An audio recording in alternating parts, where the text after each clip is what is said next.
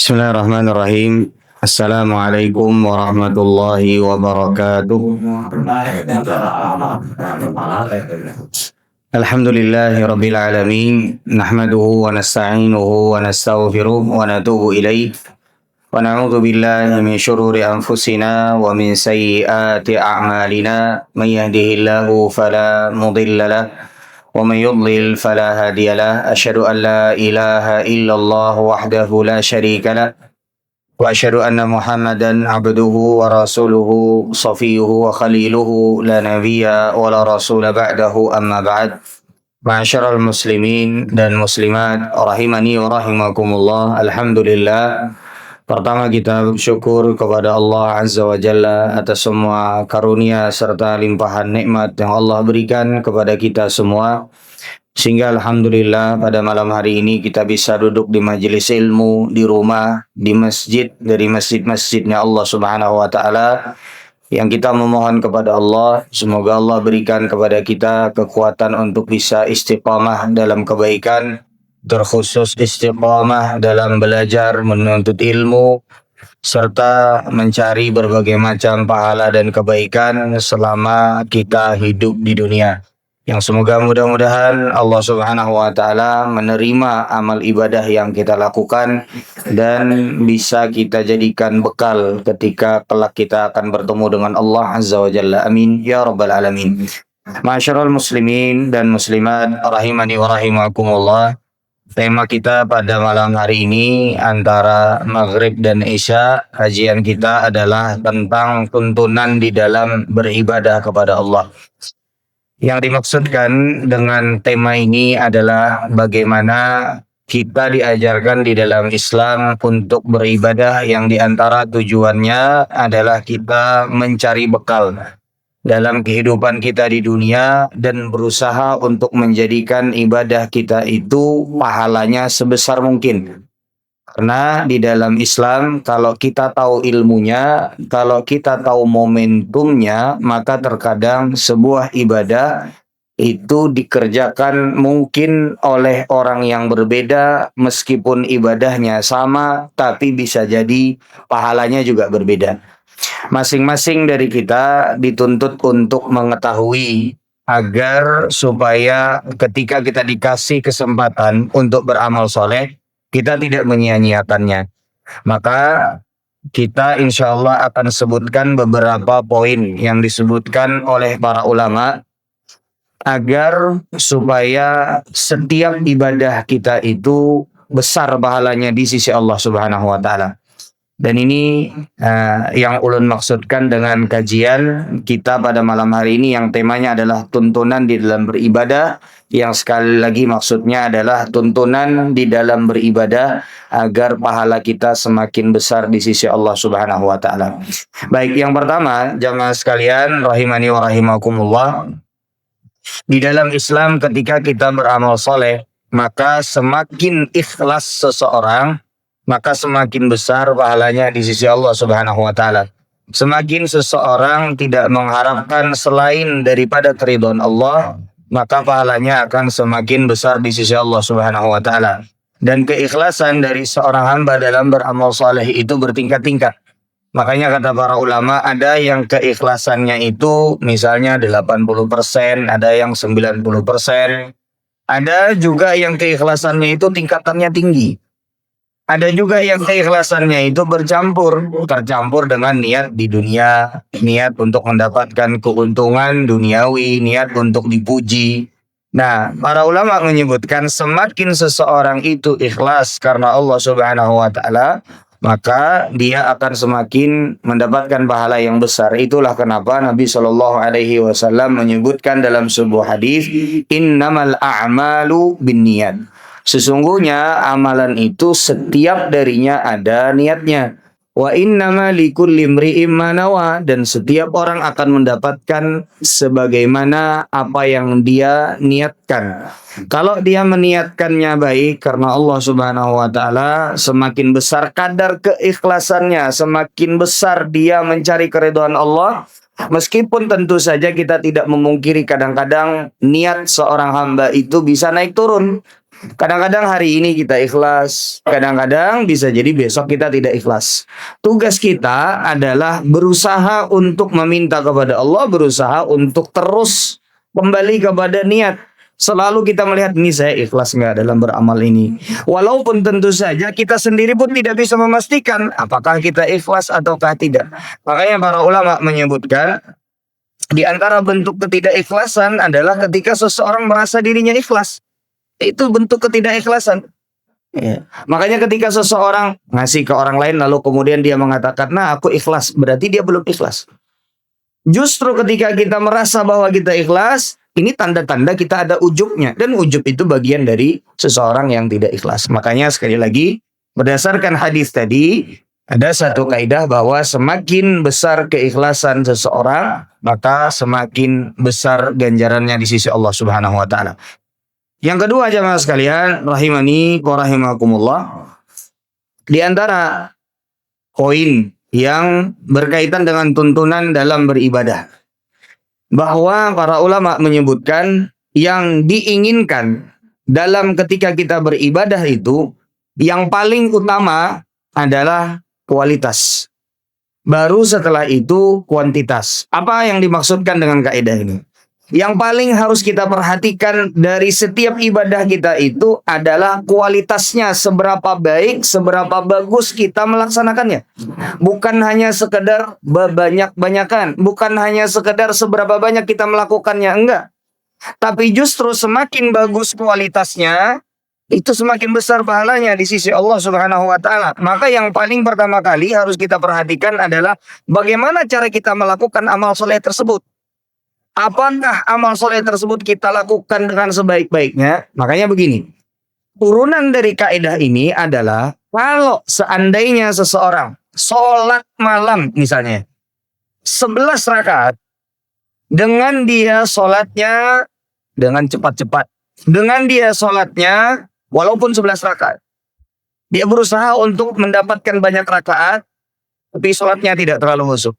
Dengan ketika seseorang hanya sholat 3 rakaat saja, tapi dia di dalamnya berusaha untuk khusyuk, dia memperbagus bacaannya ketika dia sholat, lalu kemudian dia berusaha untuk setenang mungkin, bahkan kalau bisa dia sholat malamnya nangis, banyak berdoa di sujud-sujudnya, maka yang 3 rakaat karena kualitasnya bagus, lebih baik dan lebih besar pahalanya di sisi Allah ketimbang yang 11 rakaat. Dan beri contoh yang lain. Kalau kita baca Quran dengan cepat, bahkan kadang-kadang ada huruf-huruf tertinggal, bahkan kadang-kadang ada yang tersalah baca, huruf-huruf panjang pendeknya tidak pas, karena kita berusaha kejar target untuk supaya bisa cepat selesai hatam 30 juz. Dengan orang yang membaca pelan-pelan, dengan orang yang membaca dengan kualitas yang baik, dia berusaha untuk membaca dengan tajwidnya, apalagi ditambah dengan dia berusaha mentadabburi, dia berusaha untuk mencari makna daripada ayat ini, maka jauh lebih baik seseorang yang membaca Al-Quran atau yang mengaji, meskipun cuma lebih sedikit daripada yang selesai.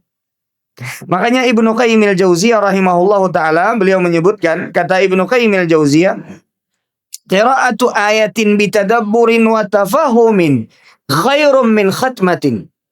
Kata Ibnu Qayyim al-Jauziyah, membaca satu ayat dengan tadabbur wa tafahumin, dengan berusaha seseorang memahami maknanya ini apa. Dia berusaha mempelajari, paling tidak dia baca terjemahannya.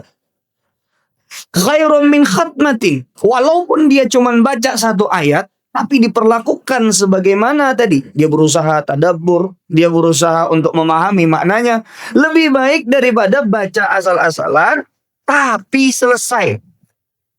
Maka lebih baik kita baca satu ayat, walaupun ulun tidak mengatakan lambat-lambat baca Quran, enggak ya, tapi kalau disuruh milih kualitasnya yang mana, maka kita pilih yang kualitasnya yang baik walaupun tidak banyak. Nah, ini berlaku untuk semua ibadah jemaah sekalian. Ini berlaku untuk semua ibadah. Apa tadi kaidahnya? Semakin bagus kualitasnya, semakin besar pahalanya di sisi Allah Subhanahu. Yang nomor satu itu adalah kualitas. Yang nomor satu itu adalah bagaimana cara kita melakukannya supaya kita bisa melakukannya sebaik mungkin. Ulun kasih contoh yang lain. Misal, ibadah apa misalnya? Sedekah misalnya. Ya. Yang kita lihat itu, nanti akan kita bahas di beberapa poin berikutnya. Yang kita lihat itu adalah kualitas sedekahnya. Pian bersedekah, tapi sembarangan. Karena tahu, Pak, hambur-hamburakan aja. Ada tersedekahi, misalnya orang yang mabuk-mabukan. Pokoknya hamburan aja. Jauh lebih baik kalau pian perhatikan kualitas sedekahnya. Apalagi kalau seandainya nominalnya sama. Apalagi kalau seandainya apa? Nominalnya sama. Pian kasih kepada penghafal Al-Quran. Yang dia hidup dengan pemberian pian. Lalu kemudian dia menghafal Al-Quran. Dia makan tenaga dia menghafal Al-Quran. Hasil daripada makanan yang pian berikan. Pian kasih misalnya kepada masjid. Orang untuk bangun masjid. Yang masjid tersebut dipakai untuk beribadah kepada Allah. Kualitasnya lebih bagus. Walaupun misalnya pian ngasih sedekah 1 miliar, tapi hambur-hamburkan, kata jelas kemana diberikan kepada orang yang sembarangan. Dengan misalnya yang 500 juta atau 100 juta deh, tapi kualitasnya bagus, maka lebih baik yang walaupun lebih sedikit tapi kualitasnya bagus. Sudah bisa dimengerti sama sekalian. Ini yang keberapa? Yang kedua. Sekarang kita masuk ke dalam poin yang ketiga. Poin yang ketiga ini, jamaah sekalian, adalah bahwa di dalam Islam semakin besar bentuk pengorbanan, semakin banyak yang dikorbankan, maka semakin besar pahalanya di sisi Allah Subhanahu wa taala. Ulang-ulangi ya. Poin yang ketiga adalah semakin besar pengorbanan di dalam beribadah kepada Allah, maka semakin besar pahalanya di sisi Allah Subhanahu wa taala. Dan ini kadang-kadang bisa berbeda antara satu dengan yang lainnya. Ulun beri contoh. Dalam sebuah hadis Nabi sallallahu alaihi wasallam, Rasulullah sallallahu alaihi wasallam bersabda, "Sabaqa dirhamun mi'atu dirhamin atau mi'atu alfi dirham." Ada 1 dirham, kata Nabi Shallallahu Alaihi Wasallam, yang pahalanya ketika disedekahkan mengalahkan 100.000 dirham. Para sahabat Nabi bertanya, wahai Rasulullah, gimana bisa 1 dirham mengalahkan 100.000 dirham? Lalu kata Nabi Shallallahu Alaihi Wasallam, orang yang bersedekah 1 dirham, dia cuma punya 2 dirham. Sedangkan orang yang punya 100.000 dirham, dia masih punya banyak lagi di belakang. Nggak cuma 100.000 dirham tersebut. Artinya pengorbanan orang yang bersedekah 1 dirham, dia mengorbankan setengah hartanya. Karena dia cuma berapa punya? 2 dirham. Ibaratkannya begini jamaah sekalian. Kalau dirham mungkin kita agak sedikit susah memahaminya. Kita kasih misalnya pakai nominal uang kita. Ada orang bersedekah, misalnya Rupiah dengan 100.000 rupiah. Kalau Rupiah adalah wah ini ya Mas Elen. Ada lagi. Anggaplah misalnya 1.000 rupiah ya. Dengan orang bersedekah misalnya 1 juta rupiah. Tapi ternyata orang yang bersedekah dengan 1.000 rupiah ini, dia cuma punya 2.000. Artinya dia menyedekahkan setengah hartanya. Sedangkan orang yang bersedekah dengan 1 juta rupiah, dia masih punya miliaran di rekeningnya. Atau di brankasnya dia masih punya miliaran. Maka yang lebih besar pahalanya di sisi Allah adalah bukan masalah nominal yang 1.000-nya. Tapi yang menjadi hitungan di sisi Allah, dia bersedekah dengan setengah hartanya.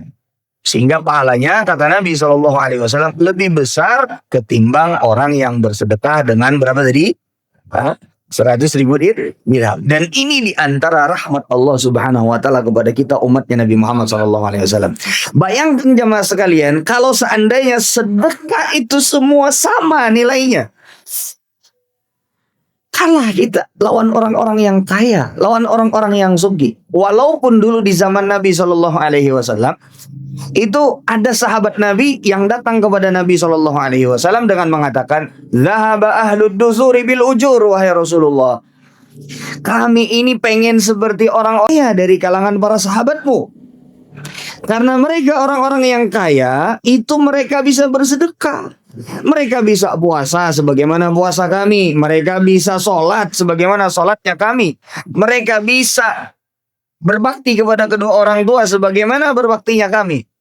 Tapi kami tidak bisa sebagaimana mereka berinfak di jalan Allah Subhanahu wa taala." Lalu Rasulullah SAW mengasih amalan berupa zikir. Kemudian setelah itu orang-orang yang kaya dari kalangan para sahabat Nabi dengar juga hadis ini. Akhirnya mereka juga baca zikirnya. Dan mereka tetap bersedekah di jalan Allah Subhanahu wa taala. Lapor lagi para sahabat Nabi SAW tadi.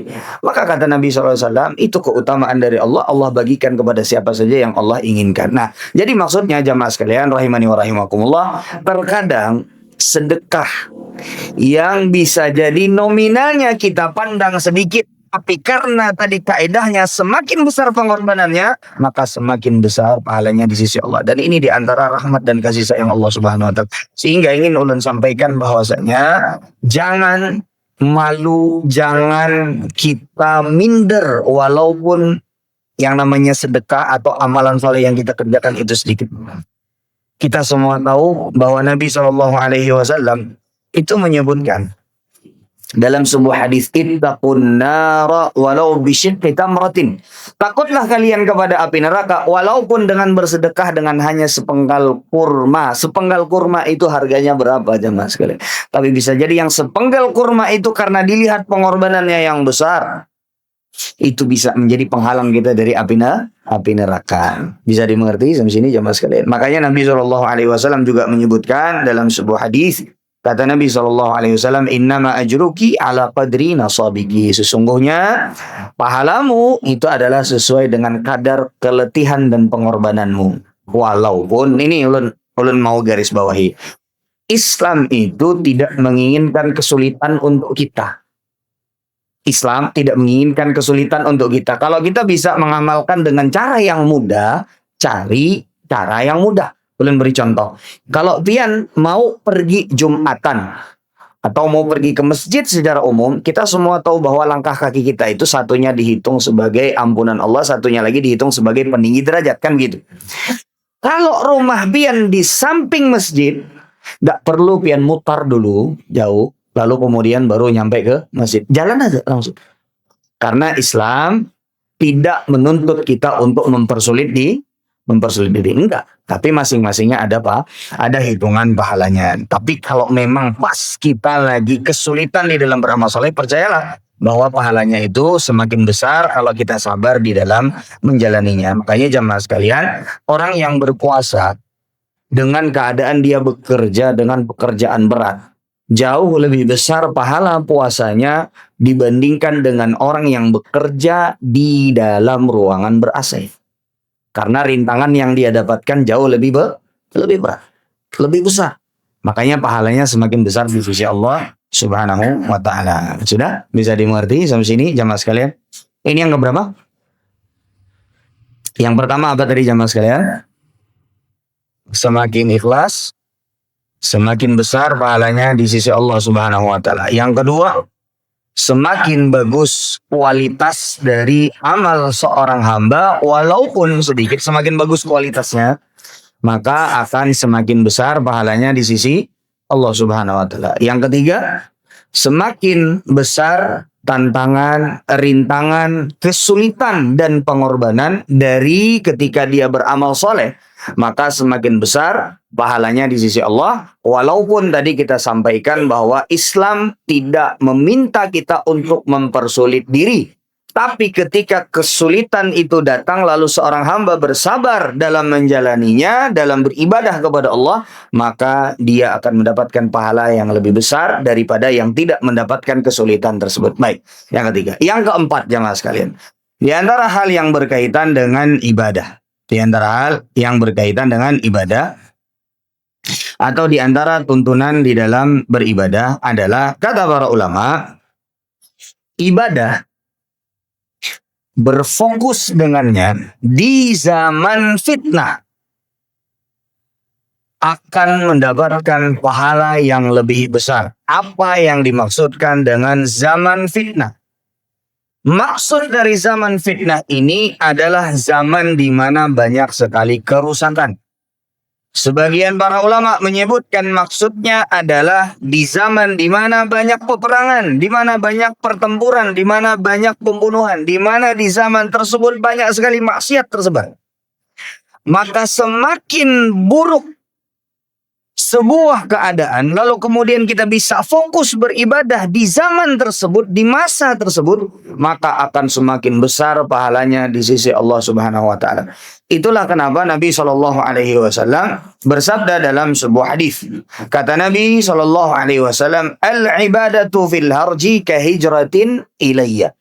Seorang yang beribadah kepada Allah Subhanahu wa taala di zaman fitnah, di zaman kerusakan.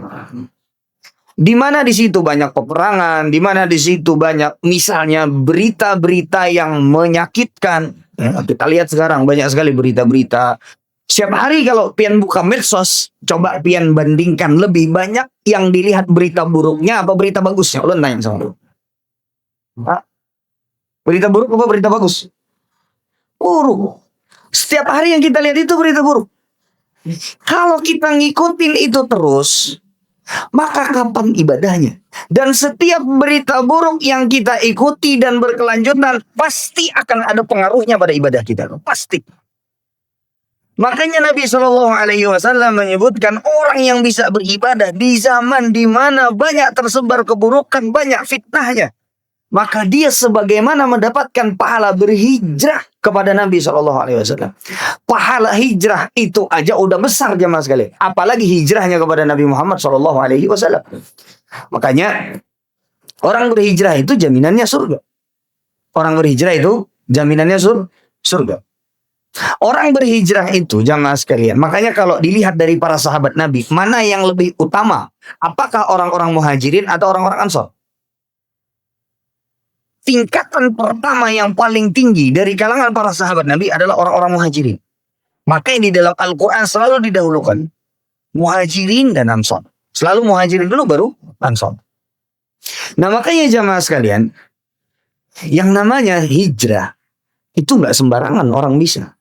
Karena hijrah di zaman Nabi Shallallahu alaihi wasallam orang harus meninggalkan harta. Kadang bisa jadi harus berpisah terlebih dahulu antara suami dan istri. Kadang harus tinggalkan anak. Kadang harus tinggalkan seluruh apa yang dia miliki di kota Mekah. Dan itu berat untuk hijrah, menunaikan perintah Nabi Muhammad SAW. Nah orang yang bisa beribadah di zaman fitnah, di zaman di mana banyak sekali berita buruk tersebar, di zaman di mana banyak pembunuhan, di zaman di mana banyak maksiat itu tersebar, dan banyak dinormalisasi, banyak dianggap maksiat itu biasa, maka orang yang mampu untuk fokus, bukan hanya sekedar beribadah, tapi fokus beribadah di situ, dia akan mendapatkan pahala yang besar. Makanya Nabi Shallallahu alaihi wasallam suatu ketika pernah bilang kepada para sahabat beliau, ada orang-orang yang kata Rasulullah Shallallahu alaihi wasallam, ketika nanti mereka beramal ka'ajri khamsina minkum. Ada orang di akhir zaman kata Nabi yang kalau mereka beramal soleh, maka pahalanya 50 lipat daripada pahala kalian. Para sahabat Nabi bertanya, wahai Rasulullah, 50 kali lipat? 50 kali lipat dari mereka atau dari kami? Bal minkum, kata Nabi, dari kalian. Ini tentu saja tidak menyatakan bahwa orang yang hidup di akhir zaman itu lebih utama dari para sahabat Nabi. Enggak.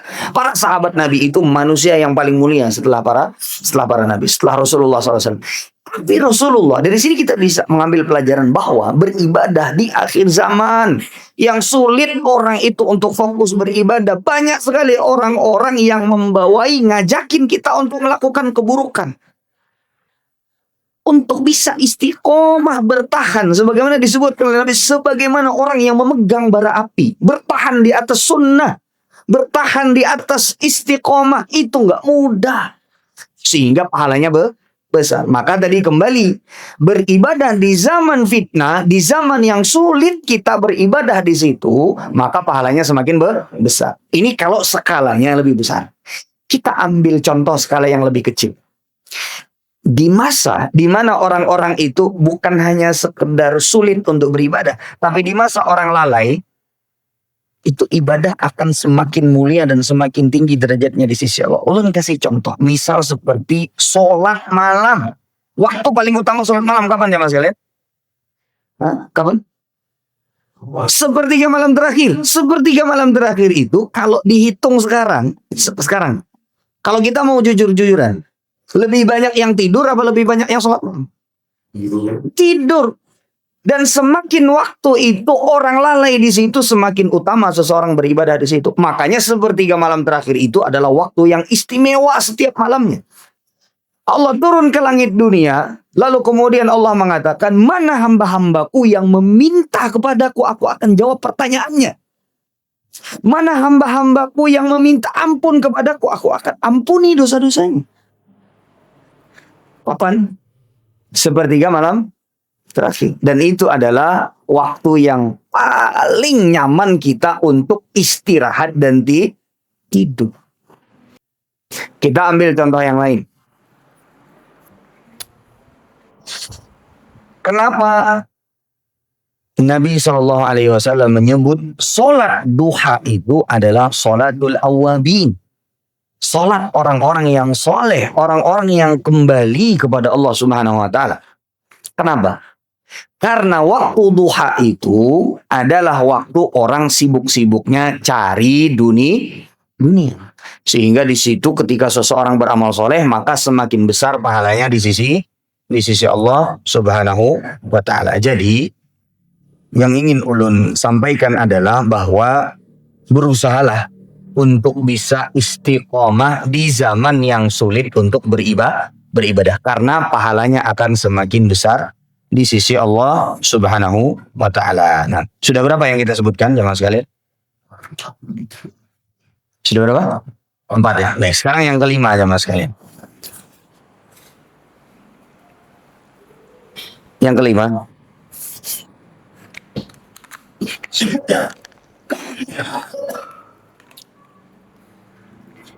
semakin besar manfaat dari amal soleh yang kita lakukan, semakin besar pahalanya di sisi Allah Subhanahu wa Ta'ala.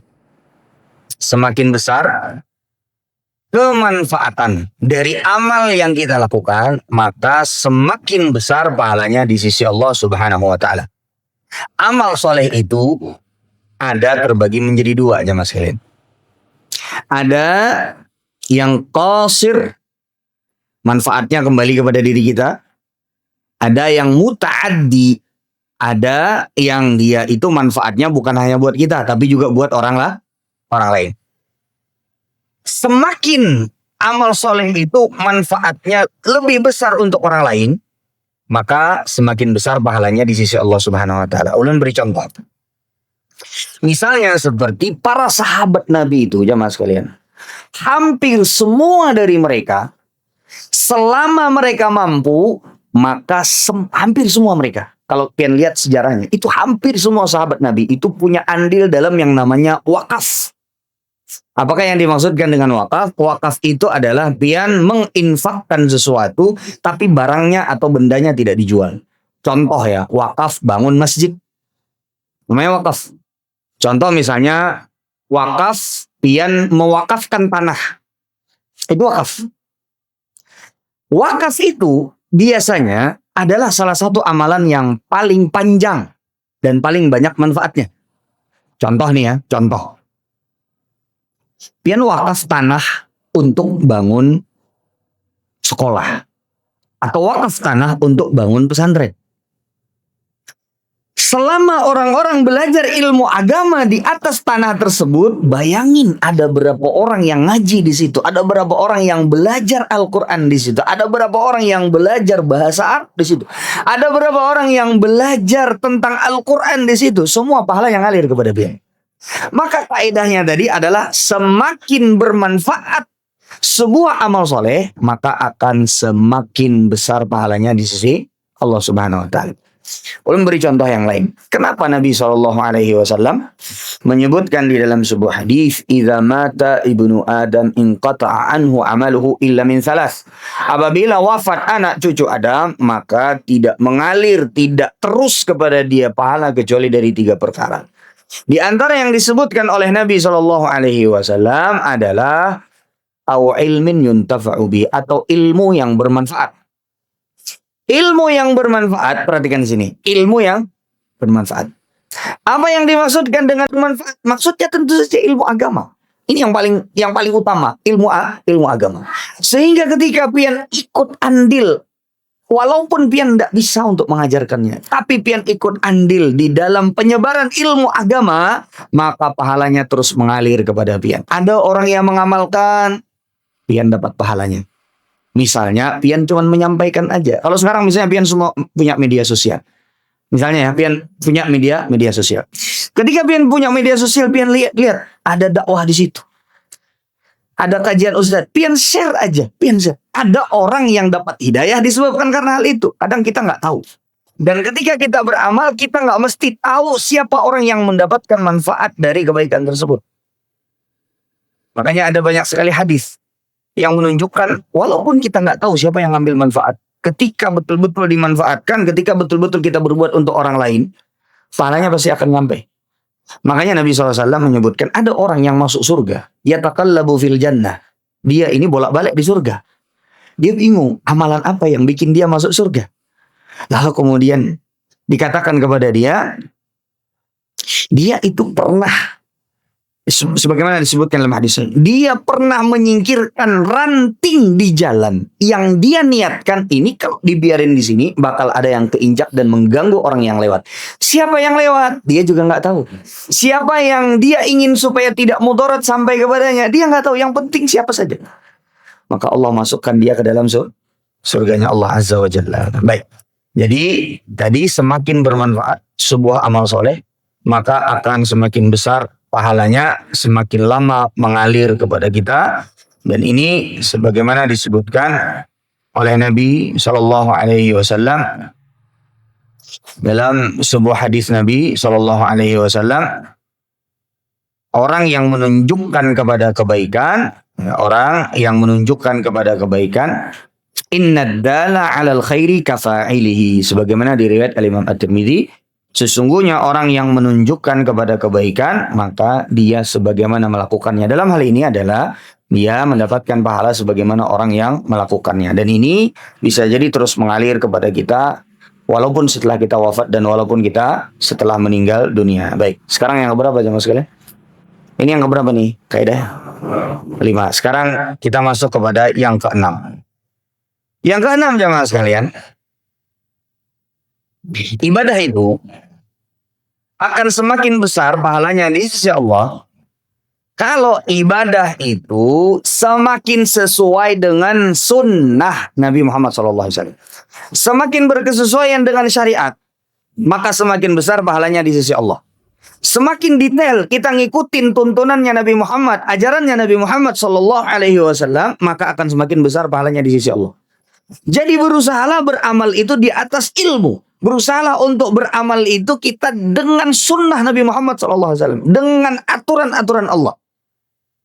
Karena pahalanya akan semakin besar. Lo kasih contoh.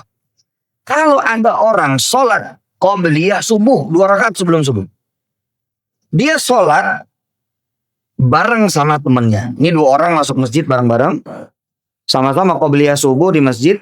Yang satu baca 1 halaman di rakaat pertama dari surat Al-Baqarah, 1 halaman lagi di rakaat kedua dari surat Al-Baqarah, yang satu lagi baca lebih pendek. Qul ya ayyuhal kafirun di rakaat pertama, Qul huwallahu ahad di rakaat yang kedua. Mana yang lebih besar pahalanya di sisi Allah? Yang kedua. Sebabnya kenapa? Karena begitulah Rasulullah SAW melakukannya. Walaupun yang baca Quran tadi boleh nggak masalah. Walaupun dia bacanya lebih banyak, nggak masalah. Tapi kalau kita mau berbicara yang paling besar pahalanya di sisi Allah adalah yang paling sesuai dengan yang diajarkan oleh Nabi SAW. Begitu kita beramal soleh jamaah sekalian. Dan paling mudah sudah kalau ngikutin Nabi Muhammad SAW. Paling gak ribet kalau kita ngikutin Nabi Muhammad SAW. Beneran. Paling gak ribet. Makanya kalau pian mau beramal soleh, cari tahu dulu. Ini kira-kira tuntunannya dari Nabi Muhammad SAW. Ini gimana ya cara melakukannya? Nah begitu. Kalau kita bisa sesuai mungkin dengan sunnah Nabi Muhammad. Karena Rasulullah selalu melakukan 2 rakaat sebelum sholat subuh itu selalu dilakukan dengan pendek. Sampai Aisyah itu bertanya-tanya, wah Rasulullah, pian ini baca surat Al-Fatihah apa enggak? Saking cepatnya sholat Nabi SAW. Bukan berarti kita cepat, enggak. Ini perumpamaan dari Aisyah bahwa Rasulullah itu lebih sering memendekkan 2 rakaat sebelum subuh. Walaupun ada sebagian para ulama yang menjelaskan hikmahnya, karena untuk mengimbangi sholat subuh itu kan adalah sholat yang panjang bacaannya. Nah jadi kalau qabliyah subuhnya panjang, ini panjang, takutnya nanti yang wajibnya keletihan. Nah makanya dipendekkan gitu jamaah sekalian. Ustaz, walaupun kita nggak tahu hikmahnya, iya, walaupun kita nggak tahu hikmahnya, ikutin aja Nabi Muhammad SAW. Maka insya Allah kita akan selamat dan akan mendapatkan pahala yang lebih besar di sisi Allah Subhanahu Wa Taala. Ulun beri contoh yang lain, bahwa kalau kita ngikutin sunnah Nabi Muhammad SAW, itu semakin besar pahalanya di sisi Allah. Ulun kasih contoh. Ada orang puasa, puasa. 2 orang, satu anggaplah misalnya suami istri di rumah. Ini suami istri puasa sunnah atau puasa wajib atau puasa apa aja. Suaminya dia berpuasa karena dia merasa kuat, dia nggak sahur. Kuat aja, nggak sahur. Oke. Istrinya dia sahur walaupun seteguk air. Karena apa? Karena Nabi memerintahkan sahurlah kalian, karena pada sahur itu ada keberkahan. Dan sahurlah walaupun cuman dengan seteguk air. Dengan niat dia bersahur itu mengikuti sunnah Nabi Muhammad, kira-kira pahalanya yang paling besar dari 2 orang yang berpuasa tadi yang mana? Istrinya. Walaupun secara tingkat kesulitan bisa jadi yang lebih duluan lapar itu suaminya. Ya, tapi yang paling mengikuti sunnah Nabi Muhammad adalah yang paling besar pahalanya di sisi Allah Subhanahu Wa Taala. Makanya beramallah di atas sunnah Nabi Muhammad SAW. Itu udah paling selamat jamaah sekalian. Udah paling selamat. Sudah? Ini yang keberapa jamaah sekalian? 6 atau 7? 6. Sekarang berarti next yang ke 7. Berapa menit lagi azan? 10. Berapa menit? Habis. 10. Oke. Kalau nanti azan kabari ulun ya, kasih tahu. Baik, kemudian kita masuk ke dalam poin yang ke-7.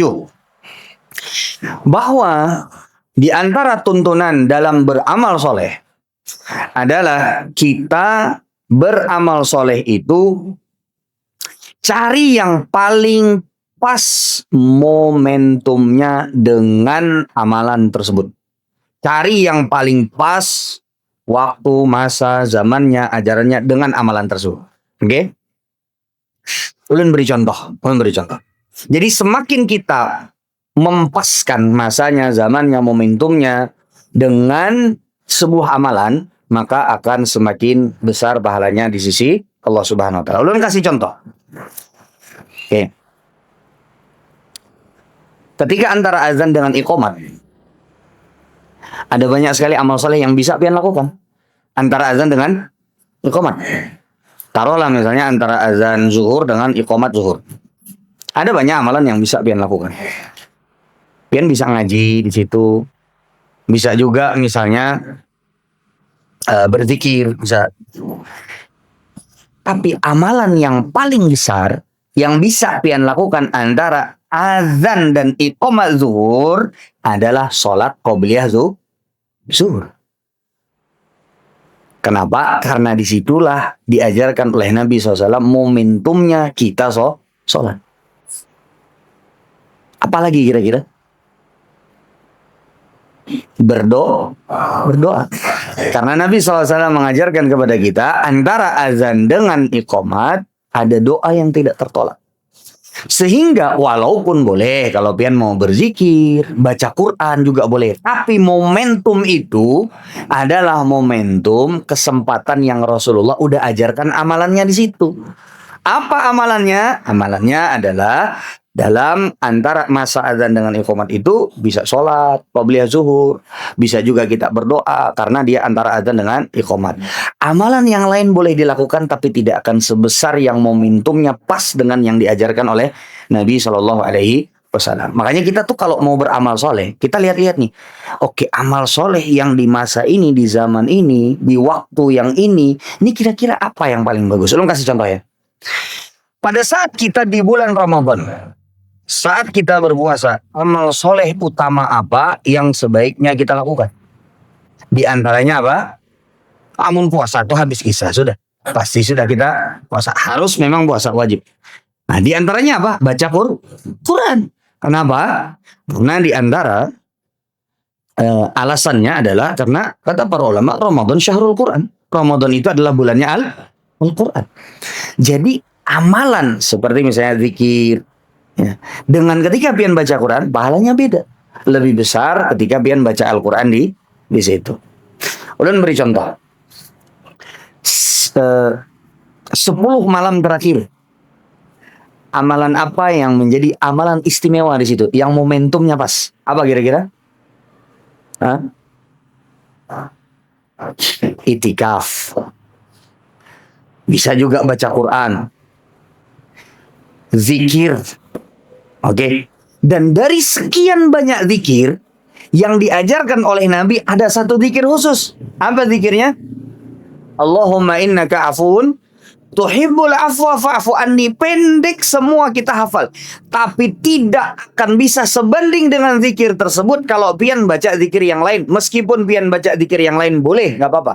Tapi tidak akan sebanding besaran pahalanya, besaran keberkahannya, besaran manfaatnya dengan zikir itu. Kenapa? Karena Aisyah bertanya, kalau wahai Rasulullah, ulun tahu malam Lailatul Qadar, apa yang harus ulun lakukan? Maka kata Nabi baca zikir ini. Berarti ini spesial untuk malam-malam tersebut.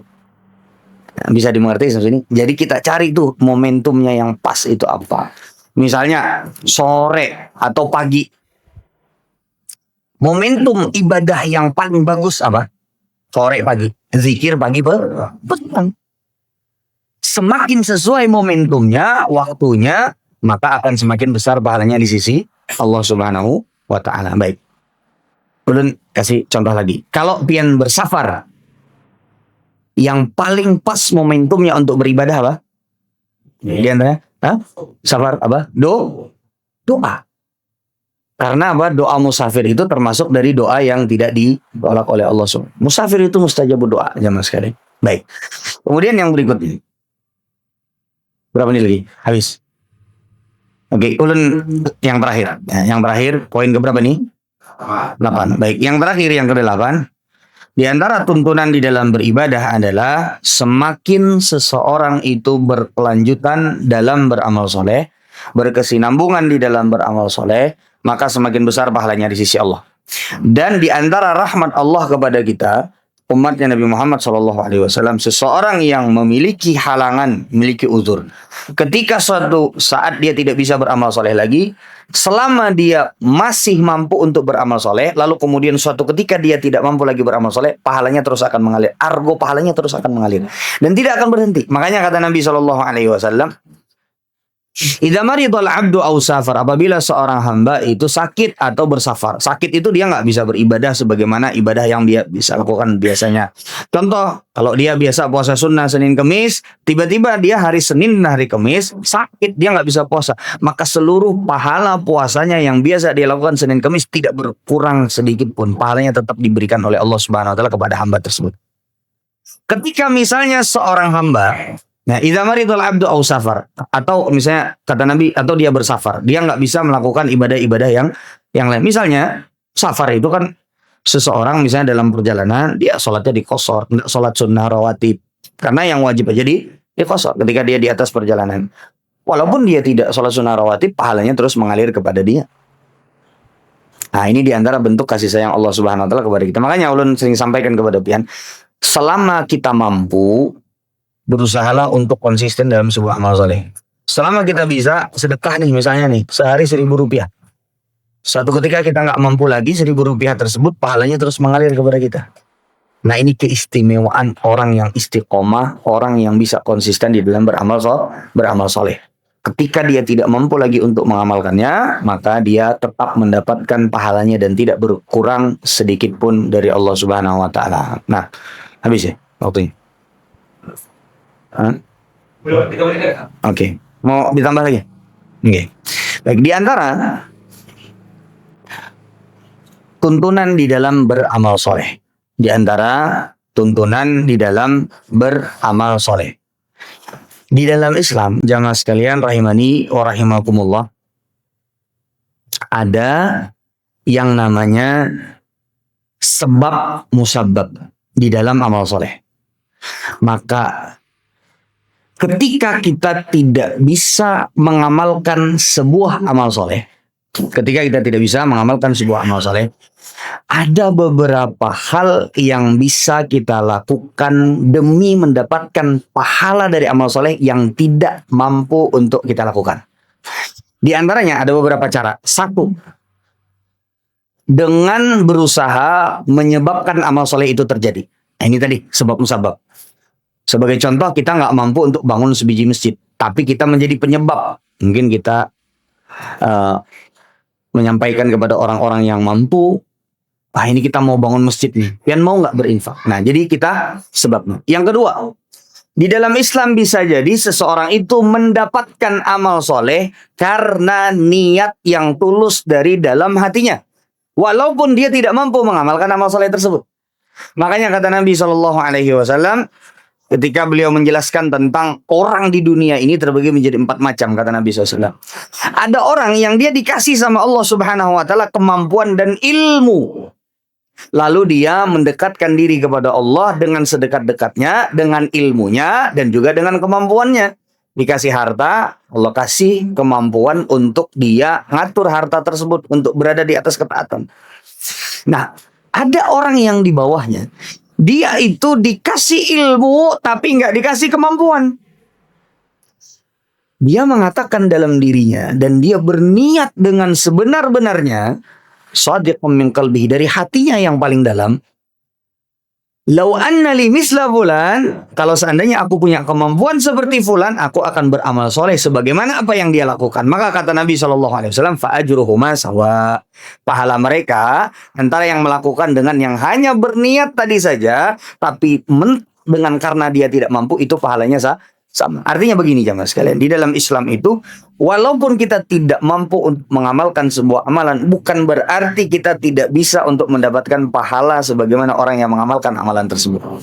Makanya jamaah sekalian, kalau kita melihat sebuah amalan soleh yang dilakukan oleh orang lain, niatkan juga kalau kita mampu, kita akan mengamalkan amal soleh. Ulun bercontoh, ketika pian melihat misalnya orang musim haji wukuf di Arafah berhaji, pian pengen atau kita pengen banget untuk juga sama-sama juga haji, tapi kita belum sampai panggilannya, atau mungkin bisa jadi belum ada rezekinya, atau bisa jadi belum sehat, tapi kita kepengen. Maka kita betul-betul niatkan dalam hati, ya Allah, kalau seandainya hambamu ini diizinkan dan punya kemampuan, maka hambamu akan melakukan hal yang sama sebagaimana yang dilakukan oleh orang-orang yang berhaji. Maka kita, kata Nabi SAW, fa ajruhuma sawa, pahalanya juga sama kita dapatkan. Nah, baik, sudah selesai, habis, sudah, oke. Ya. Mau ada tanya jawab apa enggak? Boleh ya, terserah. Azan dulu. Azan dulu boleh. Nggih. Nanti habis azan baru nanya. Baik, silakan kalau ada.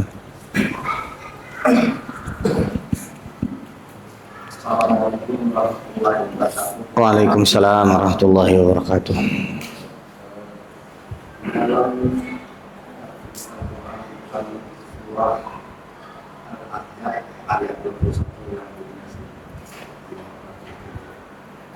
Bismillahirrahmanirrahim. Bismillahirrahmanirrahim.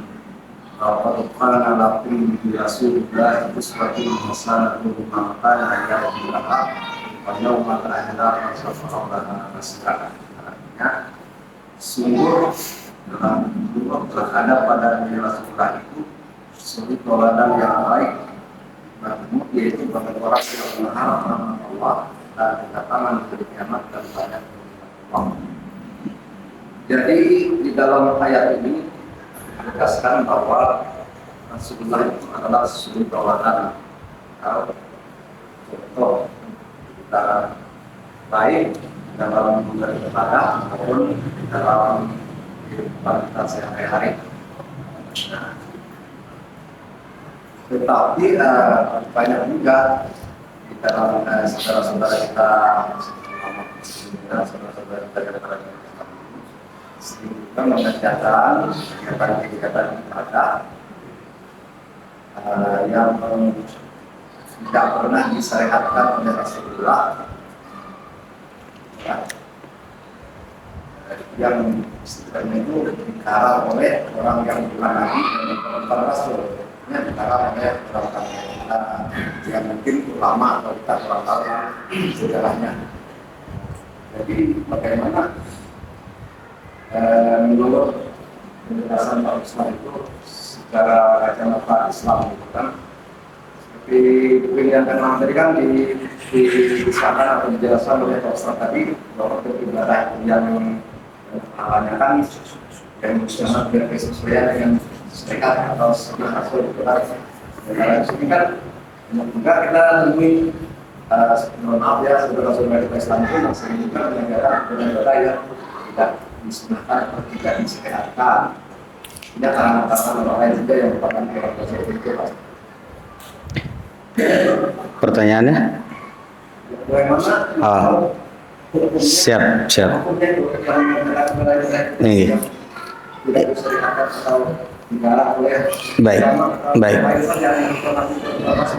Baik. Nah, jazakumullah khairan. Sendiri menurut pandangan sendiri itu juga hukumnya intinya sebenarnya mengerjakan sesuatu yang tidak ada tuntunannya dalam syariat. Jadi seperti itu. Jadi jamaah sekalian rahimani wa rahimakumullah, berkenaan dengan orang yang mengerjakan sesuatu yang tidak ada tuntunannya dalam syariat, tentu saja itu sudah diprediksi oleh Nabi Shallallahu Alaihi Wasallam. Juga sudah ada dalil yang menyatakan bahwa pertama yang jelas amalannya tertolak. Kata Nabi Shallallahu Alaihi Wasallam, "Man amila amalan laisa alaihi amruna fahuwa raddun." Barang siapa yang mengerjakan sebuah amalan yang tidak ada tuntunannya, tidak ada ajarannya dari kami, maka amalan tersebut akan tertolak. Yang pertama berarti hukumnya tidak boleh. Karena apa? Pertama, yang jelas dia mempersulit dirinya sendiri, dia mempercapek dirinya sendiri, karena walaupun amalannya banyak tapi tidak sesuai dengan sunnah Nabi Muhammad, tidak sesuai dengan tuntunan Nabi Muhammad, tidak akan pernah diterima oleh Allah Subhanahu Wa Taala. Yang kedua, orang yang memiliki amalan-amalan atau orang yang menciptakan amalan-amalan yang baru yang tidak ada tuntunannya, ini punya konsekuensi yang berat jemaah sekalian. Di antara konsekuensinya adalah seolah-olah seperti dia menuduh Nabi Muhammad SAW tidak mengajarkan segala sesuatu yang sempurna dari syariat kita. Artinya masih ada yang kurang sehingga harus ditambah. Nah, ini konsekuensinya. Seolah-olah seperti menuduh Nabi Muhammad SAW berkhianat terhadap risalah, terhadap yang Allah titipkan, terhadap amanah yang Allah perintahkan untuk Rasulullah menyampaikan. Ketika tidak diajarkan oleh Rasulullah SAW, kemudian dia mengamalkannya, berarti dia seolah-olah mengatakan bahwa Rasulullah tuh ada yang tidak diajarkan, padahal itu bagian dari agama. Wah, ini kan berat ya mas sekalian. Kemudian yang ketiga, di antara konsekuensinya itu adalah dia mendeklarasikan bahwa dia lebih tahu tentang agama daripada Nabi Muhammad SAW. Artinya ada hal yang tidak diketahui oleh Rasulullah, lalu kemudian dia ketahui dan dijadikan bagian dari agama. Nah, ini konsekuensinya seolah-olah berarti dia lebih tahu tentang mana yang terbaik, dari agama dan dari amalan-amalan daripada Nabi Muhammad SAW. Wah, ini konsekuensi yang berat. Nah, berkenaan dengan hal ini, tentu saja ini bukan dari ulun, tapi ini adalah penjelasan para ulama bahwa yang disebutkan oleh Bapak tadi, yaitu kan kalau di dalam bahasa syariat kita namanya bid'ah, sebagaimana disebutkan di dalam hadis Nabi SAW. Ini nggak boleh.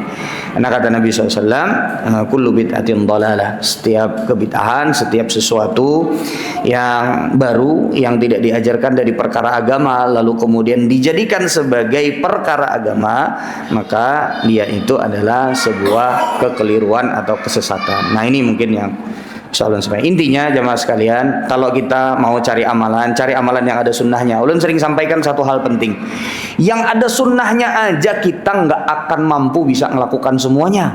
Ngapain nyari yang baru? Ngapain kita mengamalkan sesuatu yang baru? Cari yang ada ajarannya aja itu nggak bisa kita lakukan semua. Nggak habis sunnah Nabi itu kalau kita mau lakukan semua. Nggak sanggup kita kalau mau lakukan semua satu persatu tuh nggak sanggup. Itu aja kita masih banyak ketinggalan, masih banyak yang belum mampu kita kerjakan. Ngapain cari yang baru? Yang belum jelas asal usulnya. Nah, jadi seperti itu. Intinya hiduplah di atas tuntunan syariat, hiduplah di atas sunnah, maka insya Allah kita akan selamat. Nah, ada pertanyaan lagi? Ada lagi? Kalau tidak ada, nggak apa-apa, kita tutup. Oke. Kalau tidak ada, pertanyaan di luar ini nggak boleh. Kemarin saya ada kondisi di mana saya keluar kota. Pertama saya di rumah besar, kebetulan di rumah kan saya membuang air kecil besar. Di mana di situ pertama menggunakan toilet tidak harus berdiri. Kalau air kecil harus berdiri. Kedua saya pindah ke tempat buang air besar yang di mana tempat kita kan mau buang air kecil besar. Tidak bisa membersihkan kemaluan kita, sedangkan waktu itu mau sholat zuhur nggak bisa membersihkannya disebabkan karena satu air kita nggak ada gitu loh. Nggak ada airnya. Itu adanya yang langsung muncul dari dalam gitu loh. Jadi kita untuk mau membersihkan harus susah. Nah, sedangkan yang tersedia hanya tisu. Ya, oke. Pertanyaannya, apakah boleh tidak membersihkan ini kita kemaluan kita dengan tisu gitu, sedangkan Oke. Jadi di dalam Islam itu Pak ada dua cara bersuci dari najis. Bersuci dari buang air besar atau buang air kecil. Ada namanya istinja. Dalam fikih itu disebut dengan istinja kalau kita bersucinya menggunakan air. Itu namanya istinja. Yang kedua ada namanya istijmar. Istijmar itu menggunakan media selain air. Contohnya seperti dengan batu. Makanya yang paling bagus, yang dipuji oleh Allah di dalam Al-Quran itu adalah orang-orang ahli Quba, orang-orang yang tinggal di sekitaran Masjid Quba. Mereka dipuji oleh Allah Subhanahu Wa Taala di dalam Al-Quran bahwa mereka ini adalah orang-orang yang membersihkan diri mereka. Ternyata bagaimana cara mereka membersihkan diri mereka dari najis? Ternyata mereka menggabungkan keduanya ini. Pertama istijmar dulu, pakai batu dulu. Tentu saja syaratnya batunya tidak menyakiti. Kalau pengen pakai batu yang tajam, jangan, tidak boleh. Ya, tidak boleh. Ya, tentu saja batunya itu yang kata para ulama permukaannya itu tidak menyakiti. Ya. Atau bisa diganti dengan yang lain, seperti tadi tisu. Tapi pian pastikan bersih. Pian pastikan bersih. Nah, ini salah satu cara bersuci. Nah, baru mereka menggunakan air. Nah, ini cara yang paling afdol untuk kita membersihkan najis. Ya, pakai batu dulu atau yang media selainnya seperti tisu, baru kemudian pakai air. Tapi kalau tidak bisa, maka pilih salah satunya. Kalau pian tidak ada air, bisa pakai istijmar. Tadi menggunakan tisu. Tapi pian harus pastikan betul-betul bersih. Betul-betul bersih. Bersihnya itu seperti apa? Pertama, kata para ulama, bersihnya najis itu bisa dilihat dari beberapa. Pertama, bendanya, barangnya, zatnya tidak ada lagi. Pian cek tuh, apakah masih ada air kencingnya atau tidak. Yang kedua, bekasnya tidak ada. Apakah yang dimaksud dengan bekasnya? Bisa jadi baunya tidak ada lagi, udah bersih misalnya. Maka itu insya Allah tetap sah sholat pian kalau pian bersuci dengan itu. Nah, tapi istijmar itu tetap harus hati-hati. Ulun tidak menyarankan untuk dipakai di setiap waktu. Kalau ada air, pian pakai air. Tapi kalau tidak ada, boleh. Kalau pian mau istijmar, pastikan kemaluannya bersih atau tempat keluar kotorannya bersih, baru kemudian pian sholat, tidak menjadi masalah. Nah, ada lagi?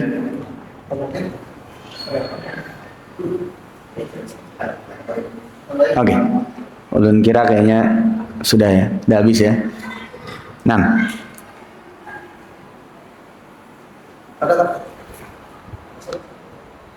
Baik, kayaknya sudah habis, Pak.